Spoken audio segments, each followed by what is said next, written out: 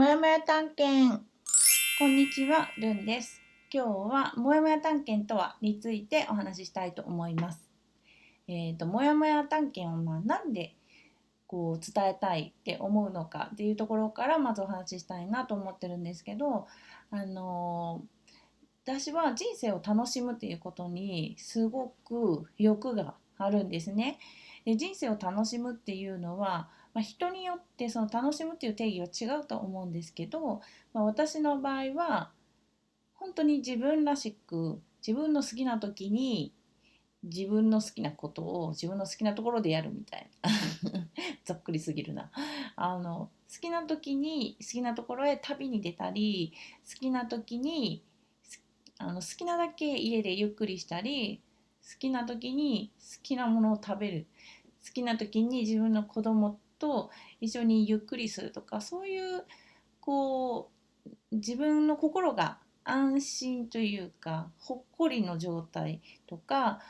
旅に出て冒険をしたい時は新しい経験をしたいとか、そういうワクワクとか、そういうのが私にとって人生を楽しむっていうことだったりするんですね。それが人によって人生を楽しむっていうことは違うと思うんですけど、それって心の声をそれぞれ聞くと絶対自分にとっての人生の楽しみ方っていうのが出てくると思うんですね。自分はこういうことをしてる時がすごく人生楽しいって思えるんだなとか、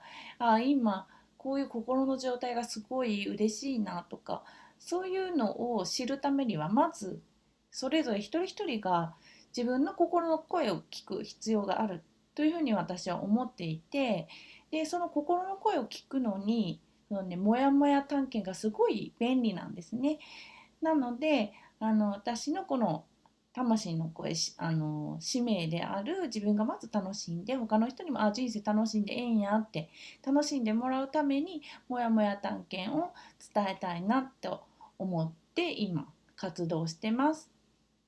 はい。で、もやもや探検って今もちょっと出てきましたけど、人生を楽しむために私がずっとやってきたこと、今もずっとやってることなんですけど、それを他の人でもできるようにメソッド化をしたものです。私はもともと人生楽しいって別になってたわけじゃなくて、4年前とかなんか私の人生の中では結構しんどくって、会社員だったんですけど東京に転勤になって、でシングルマザーで子供が2人いるんですけど、子供たちとも離れて暮らすことになって、で仕事も全然今までの仕事とは違うすんごい苦手な仕事になってしまい、その職場の人間関係も全然うまくいかなくて、本当に毎日しんどくて、もう孤独感がすごかったんですね。それで過呼吸になったりとか、自殺願望が出たりとかしてたんですけど、会社を辞めてもう死ぬ勇気があるんやったらもう自分の好きなことして生きていこうって決めて、でそこからどうやったら人生を楽しんで生きていけるんだろうっていうふうにいろいろ勉強したり、自分で人体実験していく中ですごくシンプルな法則を見つけたんですね。でそれがもやもや探検なんですよ。で人生を楽しむには心と行動を一致させる、たったそれだけやなって気づいたんです。シンプル。心の声、自分が本当に望んでるもの何かを知って、それを行動で叶えてあげる、たったそれだけなんですね。でもこの心と行動を一致させるっていうのが、すぐできないことがあるんですよね。でね、心とこう一致させるとさらにミラクルも起こるので、それもすごい楽しいんですけど、心と行動を一致させようとすると、行動を阻む心配性のおかんみたいなモヤモヤが来るんですよ。変わっちゃダメ、心配って。でこのモヤモヤが、昔の私だとこのモヤモヤをもう本当ほったらかしにしてたんですね。見て見ぬふりみたいな。そうするとモヤモヤどんどん大きくなるし、もう何にモヤモヤしてるのか分からへんっていう感じになっちゃってたんですよ。でも私は引き寄せの法則に出会ってから、その思考とか思考の勉強とかをするようになって、なんかもやもやしてそのままだとそっちがその思考が現実化するんだなって分かったんですよね。じゃあもやもやを変えなきゃって思ったんですね。変えようって思ったんですよ。でそう思った時にモヤモヤには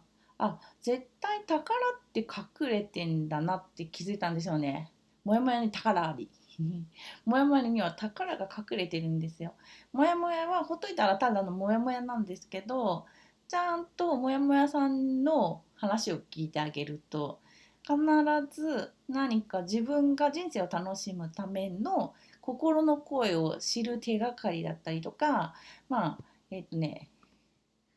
宇宙からのメッセージとか自分の使命につながるようなこととかもう必ず隠れているのは愛なんですね。で愛も隠れているし、あとは豊かさとかミラクルとか才能とか本当にいろんな宝が隠れてるんだなっていうのに気づけたので、このモヤモヤを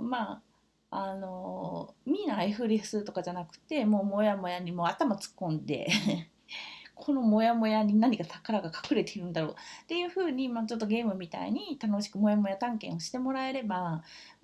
みんなもどんどん心の声を聞きやすくなるし、そのモヤモヤに宝を見つけた後にね、そのモヤモヤを手放すんですよ。手放すことができるんですよね。モヤモヤに宝を見つけたってなったら、モヤモヤを手放すっていうことができるようになるので、そうするとモヤモヤがない状態になると心と行動を一致すごいさせやすくなるんですね。なんかこういうのやりたいなと思っ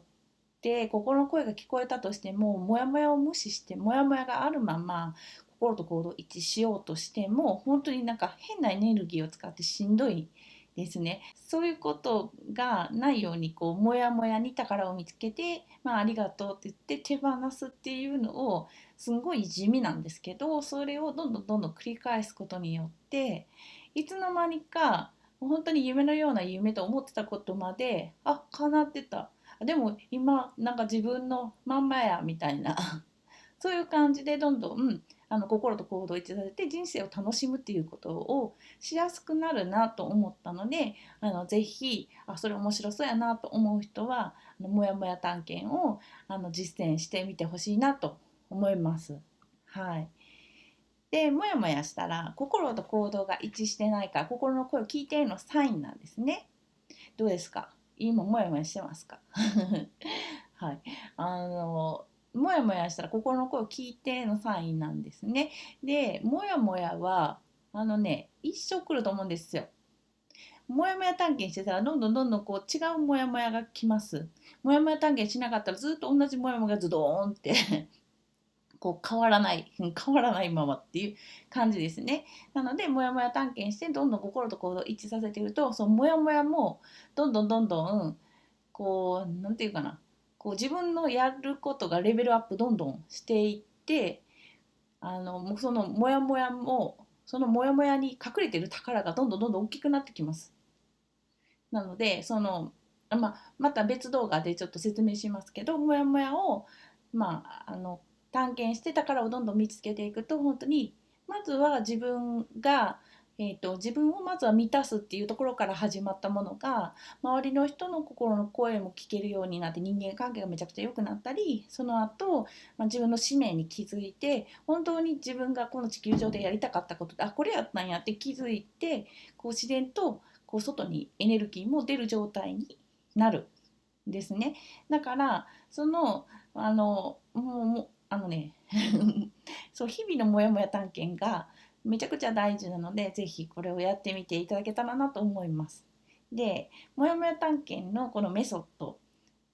めっちゃシンプル、これだけなんですね。この心と行動を一致させようとすると、モヤモヤが来ます。心配性のおかんみたいなモヤモヤが来ます。そしたら、そのモヤモヤさんが来たら心の声を聞いてのサインなんで、本当はどうしたかったんだっけってもう一回心の声を聞きます。で、それが何かを問題と思っちゃってて、心と行動一致できてないので、何を問題と思っちゃってんのってもやもやさんに聞いてみましょう。それってほんまに問題って聞きます。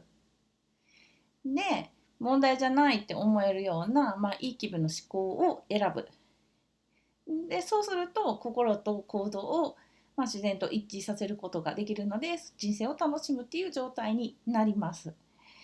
この方法だけ聞いてももっとふわっとなるかもしれないですけど、あのちょっと、次の動画で具体例を言ってみようと思うので、ぜひやってみてもらえればなと思います。はい。で、もし問題じゃないって思えるようないい気分の思考が見つからない場合は、まず意図を明確化して脳の自動検索機能に入れます。で、自分を自動的にご機嫌にしてくれるものにご機嫌取りをお任せして、で、宇宙からのメッセージをキャッチします。脳の自動検索機能っていうのはもうインターネットの検索ボタンみたいな感じで、脳にもこれを知りたい、この情報を欲しいって思うのをこう入れておくと、こう無意識レベルでその情報を集めに行くので、頑張るっていう意識なく本当に必要な情報をキャッチすることができます。で、その時に自分がモヤモヤするモヤモヤするってめっちゃこうなんだろう、ずっと下向いてたりすると、別にそれがそういう風にしていたいんだったら別にそれはそれでもいいんですけど、そのモヤモヤに浸ってる自分を否定的に思う必要はないんですけど、自分を責める必要はないんですけど、できるだけ自分をご機嫌にしとくと、その脳の自動検索機能に入れといった知りたい情報がキャッチしやすいんですよね。だからその自分をご機嫌にするのも自動的にご機嫌にすることに自分のご機嫌取りを任せてください。じゃないと無理やりこう自分をご機嫌にしようって思ってもしんどいだけなんで、誰でもこれをやってたらなんかいつも勝手にご機嫌になっちゃうなってあると思うんですね。私とかやと、カフェに行くとかもそうだし、お昼寝行くとか、最近はもう TikTok 見るとかYouTube 見るとかもすごい好きなんですよね。そういうもう別にあの自分を自動的にご機嫌にしてもらえるものにご機嫌にしとく。そうすると、もやもやしてる状態でも自分がご機嫌になるので、心と行動を一致させるためのその情報がどんどん引き寄せられてきます。はい。絵で描くとこんな感じですね。めっちゃ便利です。はい。で、今すぐできること、人生を楽しむためには心と行動を一致させるっていうふうにお話ししましたけど、その心の声を聞くのにすごく手っ取り早く簡単な方法は、自分にちゃん付けとかで呼ぶんですね。ルーちゃん今何したいとか、今何食べたい、今どの道通りたい、今どんな気分でいたいの、本当はどうしたいのとかで自分にめっちゃ質問してあげると、今まで無意識で無意識だと今までの固定概念のまんま行動を選択してるんですけど、それがこう意識的に自分に質問することによって本当にこれをやりたいなとか、そういう自分の心の声を聞きやすくなるし、それか24時間自分の好きなこと今どうしたいのどうしたいのって選んでいったら、本当に自分の好きをずっと生きているっていう状態になります。で、これをや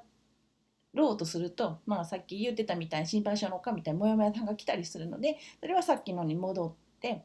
あのぜひ何が問題って思っちゃってんのって、それってほんまに問題っていう風に聞いてもらえるといいなと思います。ではぜひこの動画を切った後ですね、で見終わった後すぐ聞いてみてください。今何したいって自分に。うん。あの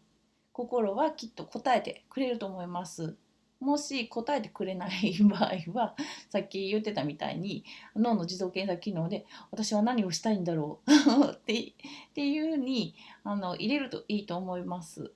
とは言ってもこれ切ってからね、何かはするんでしょうね。じゃあこの動画を切ってからお風呂に行きたいんだとか、この動画を切ってからもう一個動画を見たいんだとか、そういう自分の心の声をぜひぜひ聞いて、それを行動で叶えるっていうことをぜひやってみてください。そのちっちゃいちっちゃい心の声を聞いて行動を打ちさせるの、積み重ねがいつの間にかすごい、いや、ここは使命、これが私の僕の使命だっていうところまで行き着くことになりますので、ぜひ楽しみにしていてください。はい、では今日はこれで終わります。ありがとうございました。ルンでした。